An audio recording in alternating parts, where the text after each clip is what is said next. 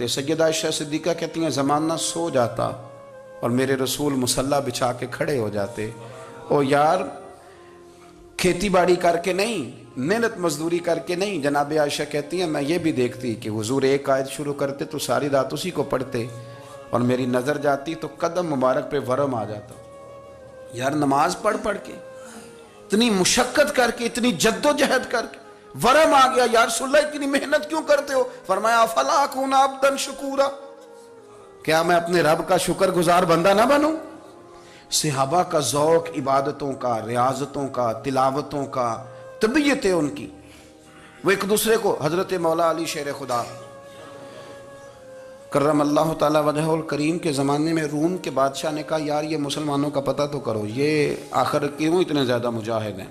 اس زمانے میں جاسوس بھیجنے کا مزاج تھا، اب تو جاسوس پکڑا جاتا ہے، اب تو جاسوس اور جاسوسی کا شوق ویسے آج بھی ہے۔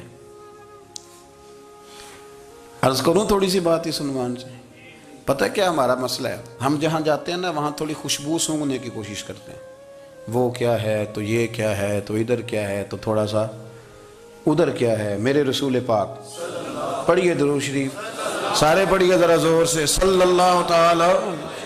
نبی پاک علیہ السلام نے فرمایا جاسوسی نہ کرنا ورنہ تم بندوں کو خراب کر دو گے، اور فرمایا اس طرح نہ ہو کہ تم کسی کے اب کھول نہ نکلو تو تمہارے پہلے کھول جائیں۔ یہ جو ذوق ہے نا یہ ختم کریں، چھوڑیں، مطلب آپ کس چکر میں پڑے ہوئے ہیں؟ اتنی زیادہ توجہ کرنے کی کیا ضرورت ہے؟ نے کام سے کام رکھیں، اس میں بندہ تھوڑا سا نا آسان رہتا ہے۔ یہ جو بہت زیادہ ٹٹولنے والے لوگ ہوتے ہیں نا وہ بیچارے پھر عمر ٹٹولتے ہی گزار دیتے ہیں، اس لیے کہ مزاج ہی بہت پکا ہے، بوری کا منہ کھول کے اندر تک ہاتھ ڈالنا، تو پھر کئی دفعہ سامنے سے بچھو بھی لڑ جاتا ہے، خرابی ہوتی۔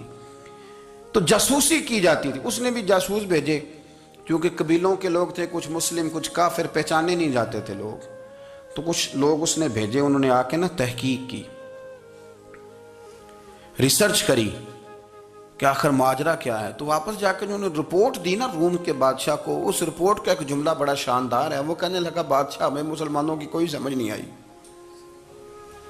ہمیں کوئی سمجھ نہیں آئی۔ انہوں نے کہا کیوں نہیں سمجھ آئی؟ کہنے لگے یار عجیب بندے ہیں، جب رات مصلی پہ بیٹھتے ہیں تو یوں لگتا ہے ان کا دنیا سے رشتہ ہی کوئی نہیں، کوئی کسی کو نہیں جانتا، کوئی اپنے دکھ سنا کے رو رہا ہے، کوئی اپنی بات کر کے رو رہا ہے، لگتا ہے کہ ان کا کوئی رشتہ ہے ہی نہیں جب مصلی پہ بیٹھتے ہیں۔